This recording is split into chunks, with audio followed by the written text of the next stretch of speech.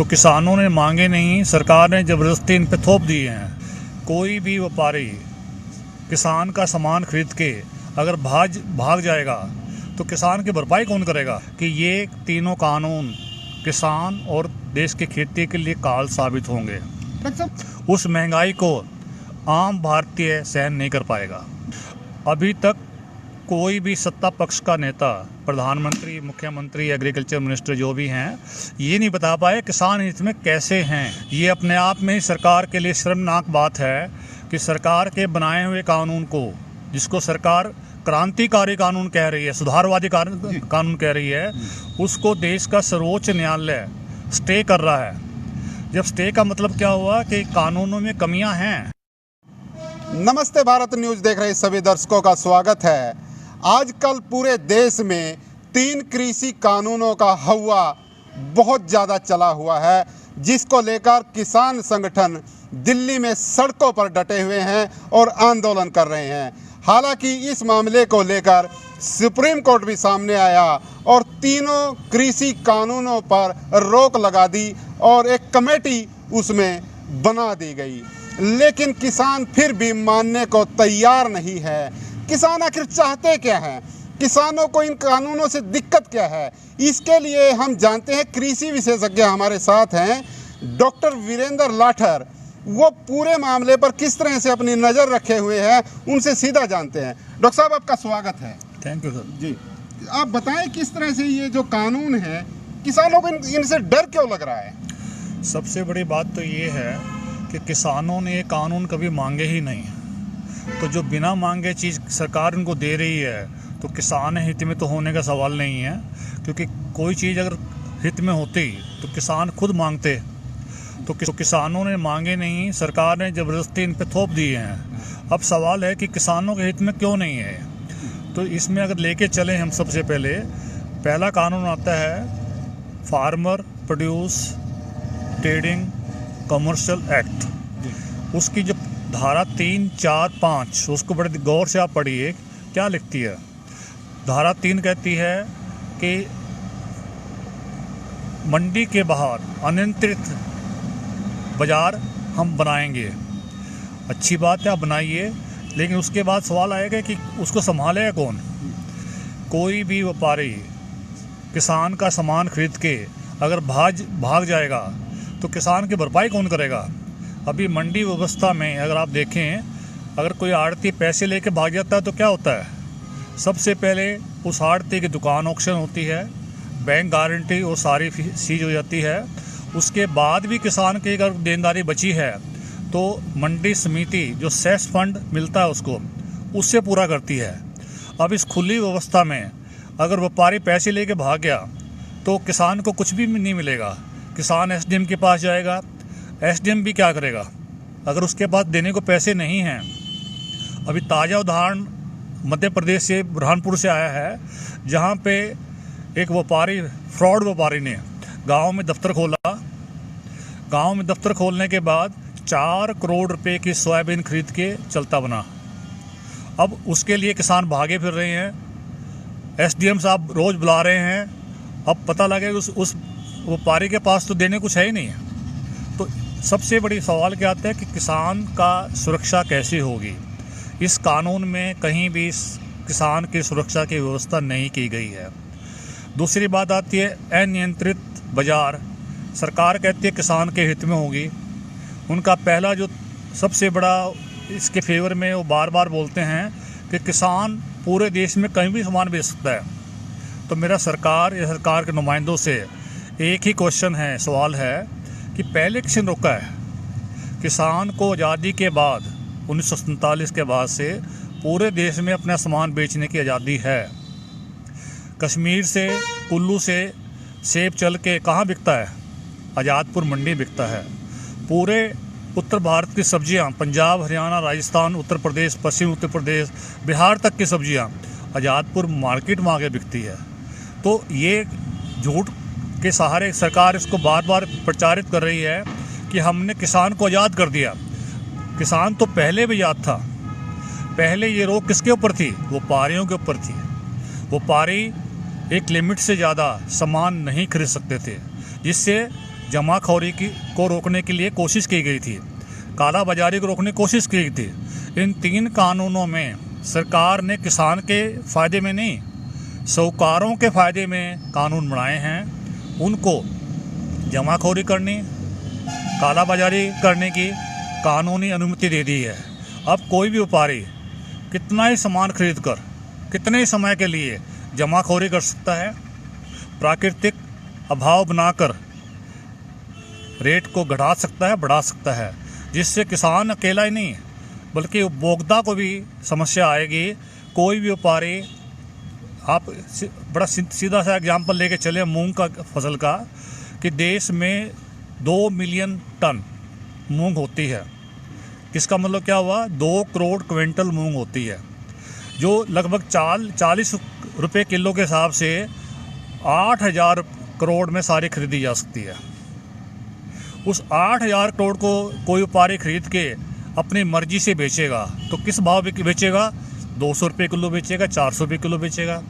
तो जो गरीब आदमी का जो दाल रोटी या भात चावल रोटी चावल दाल वो कहाँ से खाएगा।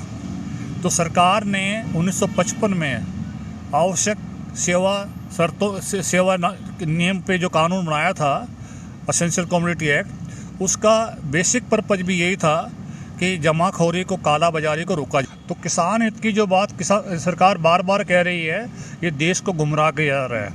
और ताजुब मुझे इस बात को है, इस बात को प्रधानमंत्री जी, मंत्री जी, प्रदेश के मुख्यमंत्री सभी एक ही बात को कहे जा रहे हैं कि किसान हित में है। किसान हित में कानून बिल्कुल नहीं है। किसानों के बात खूब समझ आ चुकी है कि ये तीनों कानून किसान और देश की खेती के लिए काल साबित होंगे। डॉक्टर साहब, मैं थोड़ा सा रोकता हूँ आपको। जब ये ड्राफ्ट बना था तो इसमें और भी कृषि वैज्ञानिक शामिल होंगे क्या? वो उस समय नहीं ये कृषि वैज्ञानिकों ने समझा कि ये काल साबित होंगे या गलत साबित होंगे? सबसे बड़ी बात ये है कि ये तीनों कृषि कानून कोरोना आपदा के लॉकडाउन में लगाए गए हैं। कभी इस पे कृषि वैज्ञानिकों से चर्चा ही नहीं की गई है। अब से 10 साल पहले भूपेंद्र हुड्डा जी कमेटी ने इस पे गौर किया था। उस टाइम के कृषि मंत्री शरद पवार जी ने उस कमेटी को रिपोर्ट के खारिज कर दिया था कि किसान हित में नहीं है ये, और इसीलिए लागू नहीं किया था उन्होंने। तो अब जो सरकार लेके आई है, ये किसानों से या किसी कृषि वैज्ञानिकों से कभी सलाह नहीं की गई। ये सलाह की गई है कारपोरेट के वकीलों से, साहूकारों के वकीलों से, क्योंकि कानून साहूकारों के लिए बनाए गए हैं, किसानों के लिए नहीं। डॉक्टर साहब, अब तो सुप्रीम कोर्ट भी सामने आया है। सुप्रीम कोर्ट ने इन कानूनों पर स्टे किया है और एक कमेटी भी बनाई है, तो किसान वो बात क्यों नहीं मान रहे हैं? अब सबसे बड़ी अच्छी बात आपने की कि कल सुप्रीम कोर्ट ने इनको स्टे किया है। ये अपने आप में सरकार के लिए शर्मनाक बात है कि सरकार के बनाए हुए कानून को, जिसको सरकार क्रांतिकारी कानून कह रही है, सुधारवादी कानून कह रही है, उसको देश का सर्वोच्च न्यायालय स्टे कर रहा है। जब स्टे का मतलब क्या हुआ कि कानूनों में कमियां हैं, उन कमियों को ढूंढने के लिए सुप्रीम कोर्ट ने समय लिया है, उसके लिए कमेटी बनाई है। उस कमेटी में दुर्भाग्य से जिन 4 लोगों को रखा गया है, वो चारों किसान हितैषी नहीं हैं, क्योंकि वो चारों सज्जन लोग पिछले 2 से 3 महीने में इन कानूनों के हक में, सरकार के हक में बोलते रहे हैं। तो किसी भी देश में कानून के निष्पक्षता रखने के लिए सबसे पहली चीज़ होती है कमेटी के मेंबर, कमेटी के जज निष्पक्ष हों। और जब निष्पक्षता नहीं रहेगी तो उस कमेटी से किसान हितैषी कोई बात करने का फ़ायदा भी नहीं होगा।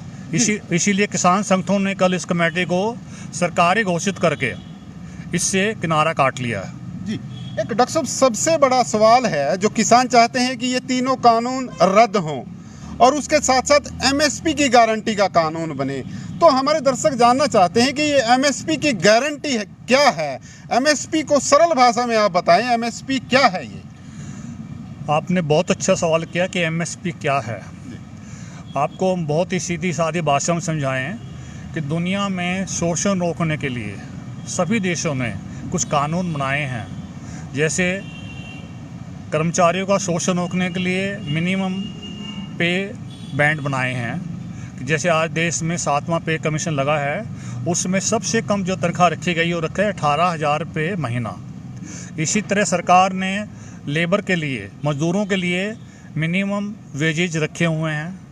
आज का जो हरियाणा में जो मिनिमम वेजेस का कानून है वो कहता है कि 800 रुपये प्रतिदिन से कम पे कोई मजदूर नहीं आप लगा सकते। तो उसी पैटर्न पे 1960 में जो देश के नीति निर्माता थे, पॉलिसी मेकर थे, उन्होंने जब हरित क्रांति के बारे में सोचा तो उस टाइम के जो वैज्ञानिक थे, वो ज़्यादातर वैज्ञानिक उस टाइम अमेरिका से हम लोगों ने एक्सपर्ट बुलाए हुए थे। उनमें से डॉक्टर फ्रैंक डब्ल्यू पार्कर, जो कृषि मंत्रालय में उस टाइम पे कृषि विशेषज्ञ थे, उन्होंने सबसे पहले मिनिमम सपोर्ट प्राइस को प्रपोज किया था। उन्होंने लिखा अपने लेटर में, प्राइम मिनिस्टर को जो लेटर लिखा था कि नई तकनीक को अपनाने के लिए किसान को लागत बढ़ानी पड़ेगी। उस लागत को पूरा करने के लिए हमें सरकार को किसानों को मिनिमम सपोर्ट प्राइस देनी होगी। उसी लेटर के बेस पर उस टाइम के प्रगतिशील प्रधानमंत्री जी लाल बहादुर शास्त्री जी ने 1965 में एमएसपी को सबसे पहले अपनाया और 1966 से कृषि मूल्य आयोग की स्थापना करके एमएसपी को देश में लगाया। अब एमएसपी का मतलब क्या है? मिनिमम सपोर्ट प्राइस, न्यूनतम समर्थन मूल्य। सरकार जो खुद घोषित करती है उसके लिए पूरा एक आयोग बनाया हुआ है, कृषि मूल्य आयोग। कृषि मूल्य आयोग अलग अलग राज्यों में अलग अलग फसलों के कृषि मूल्य की गणना करके पूरे देश के लिए न्यूनतम समर्थन मूल्य की हर साल घोषणा करता है। तो न्यूनतम समर्थन मूल्य क्या चीज़ है? वो मूल्य जो सरकार उचित मानती है कि किसान को मिलना चाहिए, और उसी मूल्य पे सरकार पिछले 50 साल से अपनी सारी सरकारी खरीद करती आ रही है। तो मेरा ये कहना है कि जब सरकार उस मूल्य पे अपनी सरकारी खरीद कर रही है, इसका मतलब क्या हुआ? वो किसानों को मूल्य सारे देश में हमेशा मिलना चाहिए। समर्थन मूल्य से कम पर जो भी खरीद कोई व्यापारी करता है वो किसान का शोषण है। तो किसान का शोषण रोकना सभी सरकारों की नैतिक और कानूनी जिम्मेदारी है। पर दुर्भाग्य ये है कि 50 साल से देश की सरकारों ने बहानेबाजी करते हुए किसानों का शोषण व्यापारियों द्वारा होने दिया। अब किसान जाग चुके हैं, उनको समझ आ गई है कि बिना एमएसपी किसान का भला होने वाला नहीं है। जी डॉक्टर साहब, मैं पूछना चाहूँगा कि जिस तरह से एक ड्राफ्ट सामने आया था, अखबारों में भी खबरें छपी थी कि यदि हम एमएसपी पूरे देश में लागू करते हैं तो 17 लाख करोड़ रुपए का बोझ सरकारी खजाने पर पड़ेगा। क्या ऐसा संभव है? जहाँ तक आपने उस ड्राफ्ट के बारे में बताया कि ये अमित शाह जी ने 5वें दौर की जो मीटिंग हुई किसानों से, किसान ऑर्गेनाइजेशन से, जो पूसा संस्थान दिल्ली में हुई थी, उसमें अमित शाह जी ने ये शोषा छोड़ा था कि 17 लाख करोड़ खर्च करने पड़ेंगे सरकार को, जो संभव नहीं है। इस बारे में मैं इन तथ्यों को उचित प्रकार से रखना चाहूँगा कि सरकार देश में 23 फसलों के एमएसपी घोषित करती है। उन 23 फसलों की कुल उपज का एमएसपी पे दाम 16 लाख करोड़ बनता है। अब यहाँ पे सवाल है कि क्या सरकार सारा खरीदती है? ऐसा नहीं है, क्योंकि उन 16 लाख करोड़ के कुल उपज में से मात्र 10 लाख करोड़ मार्केट में बिकने आता है। बाकी का अनाज, बाकी की दालें, बाकी का कृषि उत्पादन किसान अपने परिवार के अपने खर्चे के लिए रखता है। उन 10 लाख करोड़ में से 60% परचेज, खरीद प्राइवेट व्यापारी करते हैं, निजी व्यापारी करते हैं अपने व्यापार को चलाने के लिए, जिसमें किराना के व्यापारी हैं, आटा के व्यापारी हैं, आटा मिल के व्यापारी हैं, और सभी तरह के व्यापारी आते हैं। तो सरकार को के लिए जो बचता है वो बचता है टोटल 4 लाख करोड़ रुपए खर्च करने के लिए। उसमें से सरकार पहले ही 2.5 लाख करोड़ का कृषि उत्पादन हर साल पीडीएस के लिए, पब्लिक डिस्ट्रीब्यूशन स्कीम सिस्टम के लिए खरीदती है। तो 4 लाख में से 2.5 लाख सरकार पहले खरीद रही है। अब कितना सरकार पे बोझ आने वाला है? मात्र 1.5 लाख करोड़। जो सरकार के लिए कुछ भी नहीं है, क्योंकि सरकार हर साल 2 लाख करोड़ इंडस्ट्री को प्रोत्साहन राशि के रूप में देती है। तो जब सरकार इंडस्ट्री के लिए कर्ज माफ़ी प्रोत्साहन राशि के रूप में 3 से 4 लाख रुपए 4 लाख करोड़ खर्च सकती है, तो किसानों के लिए 3 से 4 लाख करोड़ क्यों नहीं खर्च सकती? ये मेरा सबसे सवाल है जी। जिस तरह से आंदोलन में किसान अपने भाषण में अन्य किसानों को संबोधित करते हैं, वो कहते हैं कि हरियाणा और पंजाब का किसान भी बिहार जैसा हो जाएगा। क्यों हो जाएगा अगर ये तीनों कानून लागू होंगे तो? किसान ही नहीं, हमारे देश के माननीय प्रधानमंत्री जी ने भी अपने 3 या 4 सभाओं में बात कही थी कि हम बिहार कृषि मॉडल देश में लगाएंगे। अब सवाल ये है कि बिहार कृषि मॉडल क्या है? 2005 में नीतीश कुमार जी ने कृषि सुधारों के नाम पर नियंत्रित मंडी सिस्टम को ख़त्म कर दिया था। आज बिहार में कृषि उपज की कोई मंडी नहीं है। उसके प्रभाव से क्या हुआ कि बिहार का किसान मजबूरन न्यूनतम समर्थन मूल्य से आधे दाम पर फसल बेचने को मजबूर है। हरियाणा पंजाब में गेहूं का समर्थन मूल्य 1850 से 1950 के बीच में है, जबकि बिहार का किसान 1200 से 1300 रुपये पे अपनी फसल बेचने को मजबूर है। तो हरियाणा पंजाब का किसान क्योंकि समझदार है, उसको पता है कि बिहार मॉडल से क्या होगा। बिहार मॉडल से हर किसान को 1/3 से आधी कीमत पे अपना अनाज बेचना पड़ेगा, जो किसान के लिए बहुत बड़ा धक्का होगा। और जो सीमांत किसान मार्जिनल जो फार्मर हैं, वो इस धक्के को सहन नहीं कर पाएंगे। मजबूरन खेती छोड़कर उनको भूमिहीन मजदूर बनना पड़ेगा। और पहले से ही सभी को मालूम है कि देश में लगभग 15 करोड़ युवा बेरोजगार हैं आज। अगर इसी में सीमांत किसान भी बेरोजगार हो गए तो क्या होगा? देश में लगभग 30% पॉपुलेशन बेरोजगार हो जाएगी। उस हालत में देश ही नहीं, सरकार के लिए भी समस्या हो जाएगी। तो मेरा सरकार से मानना ये है कि इस पूरे किसान आंदोलन को संभालने के लिए, समाधान के लिए सरकार बड़ा दिल रखे और किसानों को MSP कानून की गारंटी दे, जिससे पूरे देश में किसान न्यूनतम समर्थन मूल्य पर अपनी फसल पूरे साल बेच पाएँ, जिससे किसानों को बहुत बड़ा फ़ायदा होगा, खुशहाली आएगी और देश के किसान को लगभग 3 से 5 लाख करोड़ का फ़ायदा होगा। की नज़र में इन बिलों से, इन कानूनों से किसानों को तो नुकसान है, लेकिन आम उपभोक्ता को क्या नुकसान होगा? आपको क्या लगता है इस बारे में? देखिए, सरकार ने इन 3 कानून में एक सबसे बड़ी गलती क्या की है कि एसेंशियल कमोडिटी एक्ट को रिपील कर दिया है, ख़त्म कर दिया है। उसके प्रभाव से क्या है कि जमाखोरी और कालाबाजारी अब कानूनी रूप से अनुमति दे दी है, जो देश के लिए बहुत दुर्भाग्य की बात है। अब जो आपने कहा किसान को नुकसान है, किसान को नुकसान है क्योंकि उसको अपनी फसल लगभग 1/3 से आधी कम कीमत पे बेचनी पड़ेगी और साहूकार, कारपोरेट वर्ल्ड के लोग उसको कम कीमत पर खरीदकर जमाखोरी करेंगे, कालाबाजारी करेंगे और उपभोक्ता को कई गुना महंगा बेचकर मोटा पैसा कमाएंगे। तो आज किसान परेशान हैं कि हमारा धंधा या हमारा रोज़गार ख़तरे में है। पर मैं देश को सूचित करना चाहता हूँ कि आने वाले समय में आम जनता भी सड़कों पे आएगी जब उनको मूंग की दाल 300 से 400 रुपये किलो, आटा 50 से 100 रुपये किलो, चावल 100 से 200 रुपये किलो मिलेंगे।